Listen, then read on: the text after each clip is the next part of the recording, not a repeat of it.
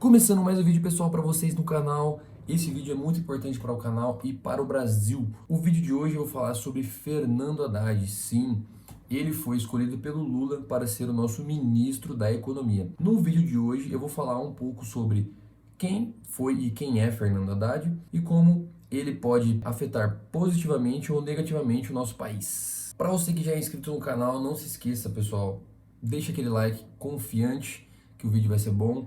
Já deixa um comentário aqui dizendo se você apoia ou não o Fernando Haddad como nosso ministro da Economia. É óbvio que isso não vai afetar em nada, mas deixa aqui seu comentário do nosso vídeo para eu saber o que você está pensando. E para você que ainda não é inscrito, assista o vídeo até o final. Se você gostar, deixa aquele like e se inscreva também. O Fernando Haddad, na verdade, ele se filiou ao PT em 1980, logo quando foi criado o PT mesmo. Veio a se tornar mais conhecido, mais famoso a partir dos anos 2002, que ele assumiu a pasta do Ministério da Educação, que por aí perdurou de 2005 até 2012. Lembrando, ele acabou saindo em 2012 para concorrer a prefeito de São Paulo, que assim se perdurou por mais 4 anos. Ele não teve um histórico muito bom na cidade de São Paulo, ou seja, a sua rejeição foi muito alta. O povo não gostou muito das medidas que ele adotou em seu governo, e assim sua rejeição foi aumentando cada vez mais, perdendo assim no primeiro turno para João Dória. Ele é bacharel em Direito, ele é mestre em Economia, é doutor em Filosofia. O Fernando Haddad é aquele mesmo que você viu no vídeo dizendo que os únicos estudos que ele teve em Economia foram 2 meses e que ele colou de um amigo dele da faculdade. Eu vou deixar o vídeo aqui para você tirar suas próprias conclusões. Apesar de eu dar uns pitacos em economia de vez em quando, eu estudei 2 meses de economia. Foi para passar no exame da ANPEC. Depois eu não estudei mais, porque eu colava um pouco do Alexandre Schwartzman, do Laércio Menezes para passar. Então, eu tenho 2 meses de estudo no meu escritório de advocacia, passei na ANPEC. Pessoal, esse cara mesmo, esse vai ser o nosso ministro da Economia. Mas vamos lá, o vídeo está apenas começando. Quando começou a ter rumores sobre talvez o ministro da Economia ser o Fernando Haddad, o mercado não viu com bons olhos. Inclusive você pode ver aqui que eu deixei algumas informações de quando começaram os rumores há 3, 4 semanas atrás de que talvez o Haddad seria o ministro da Economia, e o mercado não reagiu de uma boa forma. Desde então ele vem caindo 10%. É óbvio que não é somente por este motivo.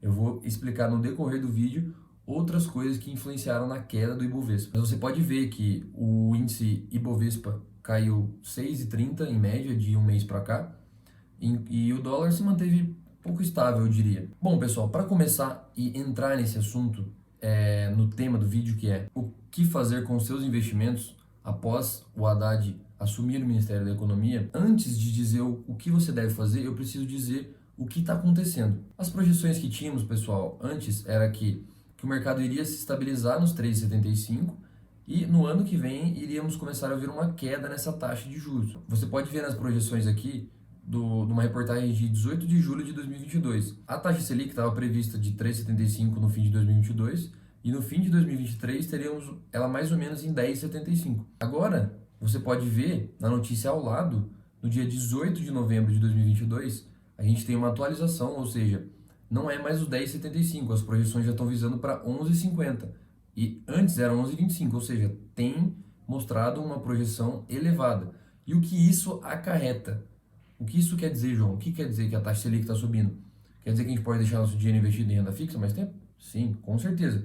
Mas não é bem aí o buraco. O que vem elevando essas projeções na taxa de juros, ou seja, mantendo tudo mais caro, inclusive preço dos alimentos mais caro, preço de combustível mais caro, você quiser pegar algum empréstimo no banco mais caro, taxa de maquininha mais caro, tudo fica mais caro quando a taxa Selic está mais alta. Inclusive gera desemprego porque as pessoas começam a diminuir a produção, começam a gastar menos porque o custo do dinheiro está mais caro. Então, se as pessoas estão gastando menos, as empresas estão produzindo menos e automaticamente estão contratando menos. Então, a taxa de juros alta é ruim para o mercado, em geral. Não só para a Bolsa, que a Bolsa geralmente opera em queda quando a taxa de juros está alta, mas é ruim para a economia em si. E o que isso tem levado essas projeções a subirem, né? Inclusive no ano que vem.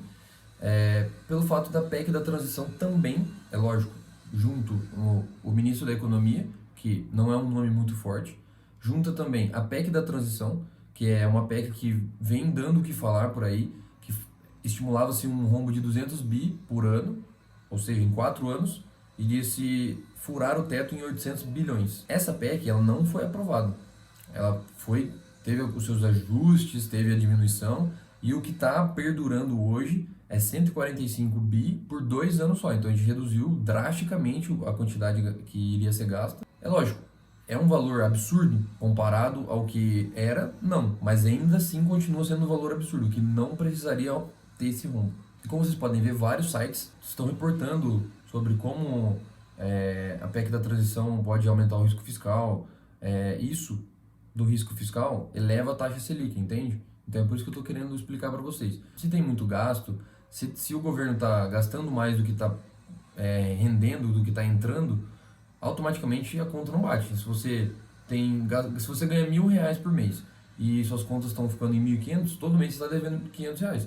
É o que acontece com o governo. Se o governo está imprimindo muito dinheiro e não está tendo esse dinheiro para devolver, a gente vai ficar negativo, o nosso risco país vai aumentar, a nossa credibilidade vai diminuir e automaticamente as empresas e os investidores grandes vão parar de investir no país. E saiu até uma notícia da Exame que, inclusive, pode-se, além de não manter apenas nos 3,75, e sim termos uma elevação dos juros para 14,75. Então, olha para você ver, é óbvio, são projeções, cada um tem a sua projeção. Mas antes, a nossa visão era de que ia se manter estável e já projetávamos uma queda. Não tinha rumores de alta nenhum. Agora está o contrário. Com essa PEC da transição, com o ministro da Economia, sendo o Haddad, que não tem experiência alguma com a economia, o mercado fica com medo. Se não tiver uma responsabilidade fiscal, é óbvio que isso vai afetar a gente, brasileiro comum, que está aqui vivendo o nosso dia a dia. Porque se tem um rombo, se não tem dinheiro, eles vão ter que arrancar de algum lugar. Eles vão aumentar impostos. Se aumenta imposto, diminui o nosso poder de compra. E se diminui o nosso poder de compra, a gente consegue comprar menos coisa. A gente não tem condição de, talvez, trocar de carro. Não tem condição de comer uma comida tão boa. Não tem condição de sair num restaurante bom que a gente gosta. E aí isso diminui e desacelera totalmente a economia. Além de a gente ter menos dinheiro para a gente para poder gastar.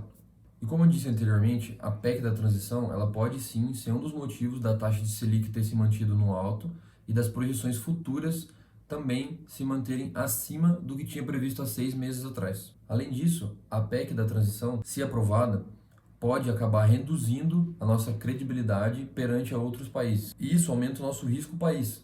Risco Brasil, no caso. Quanto maior o risco Brasil, menos credibilidade a gente tem com os investidores. Então, se o nosso risco país está muito alto, automaticamente os investidores entendem que tem um risco de calote maior aqui. Se eu investir meu dinheiro no país, qual vai ser o risco de eu ter um calote? O risco é de 1%. Então, é tranquilo.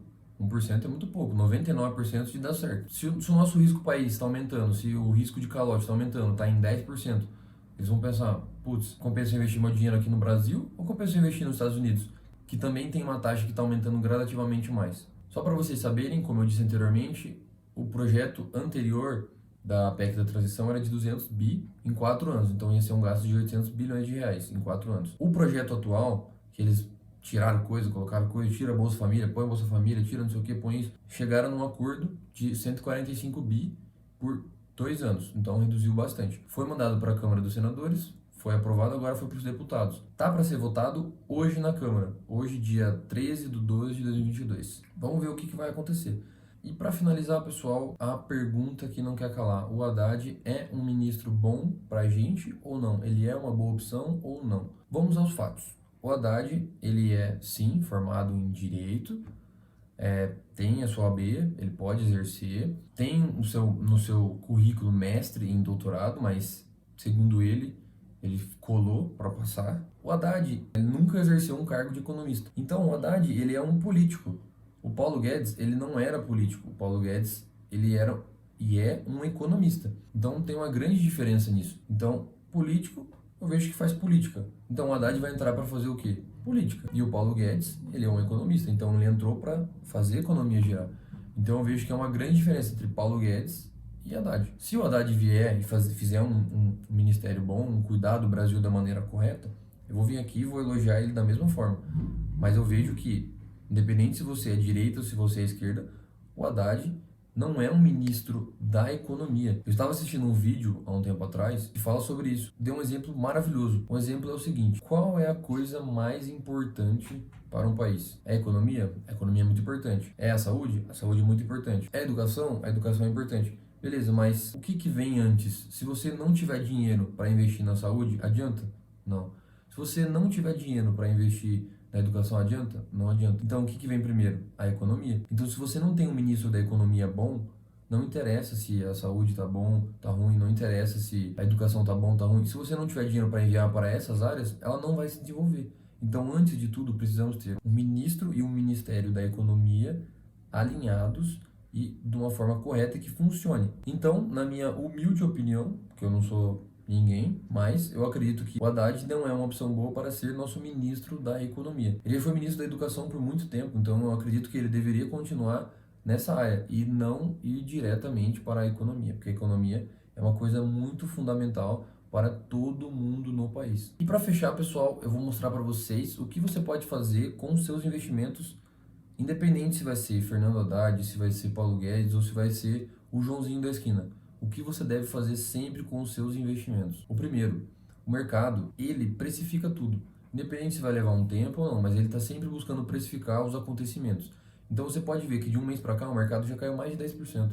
Isso não é à toa, é porque ele já vem sabendo que teremos um risco fiscal no país, teremos um ministro da economia não muito bom, que não será escolhido de uma forma criteriosa e com base em conhecimentos, e sim de uma forma política, meramente política, e o mercado já vem precificando isso, independente de quem entrar, se é um cara bom ou não, eles já estão lá descendo o preço, para que assim, quando for estabelecido, que no caso foi há uma semana atrás, nem isso, eles poderem comprar num preço bom. O Lula, por mais que a gente saiba que ele não tem um histórico muito bom, que ele já foi preso e tal, a gente não pode negar que ele é uma pessoa muito inteligente, eu não sei se ele é, mas ele é uma pessoa muito esperta. Por que esperta?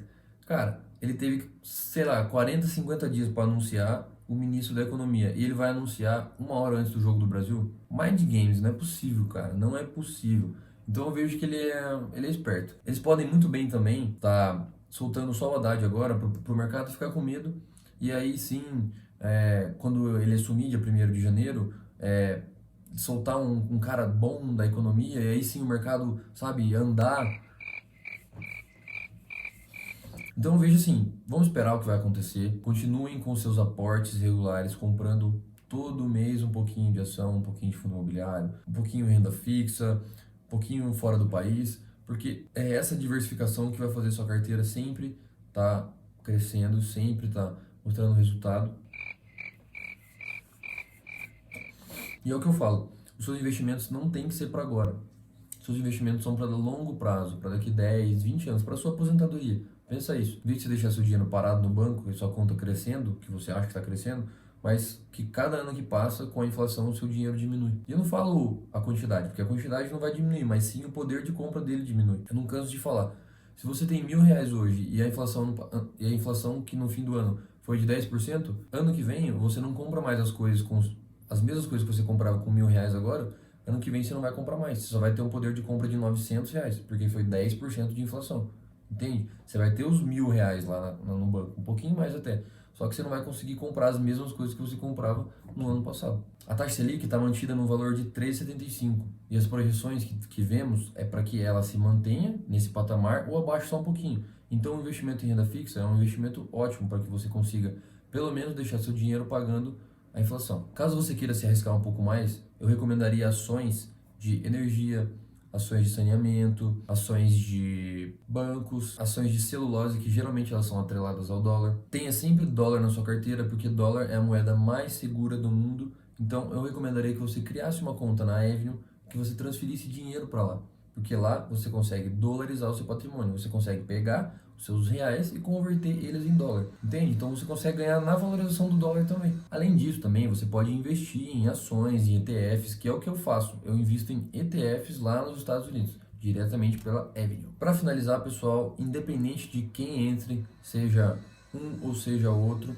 você deve manter os seus investimentos em dia. Olha o tanto de coisa que o Brasil já passou, olha o tanto de pessoas que entrou, que saiu, Lula já entrou, já saiu, e o Brasil continua a mesma coisa. Não digo exatamente a mesma coisa, tivemos altos e baixos, mas estamos aqui. A bolsa está funcionando, as empresas estão funcionando, mercados novos também aparecem, mercado digital, empresas novas, franquias novas vão se abrindo. Então, o mercado está funcionando, a economia está girando. Vão ter políticos que vão entrar, que vão ser aceitos de uma forma boa ou de uma forma ruim. Isso pode afetar o mercado de uma forma boa ou ruim também.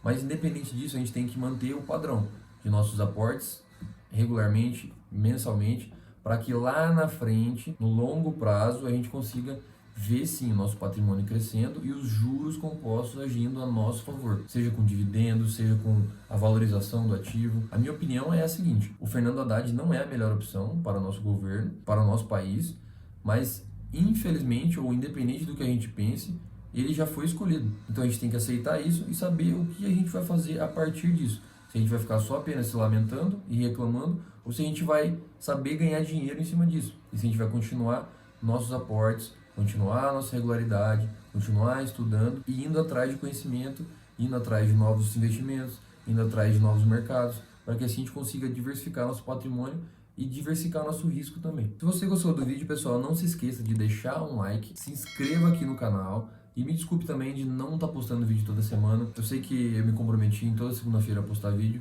mas eu vou estar tentando toda semana postar um vídeo sim. É que minha rotina é muito cansativa, o fim de ano pra gente aqui é muito corrido, mas eu prometo estar fazendo vídeo com mais frequência. E também estou procurando comprar algumas coisas para melhorar a qualidade de áudio e de vídeo, para trazer melhores conteúdos para vocês. Obrigado por tudo, um abraço e fiquem com Deus.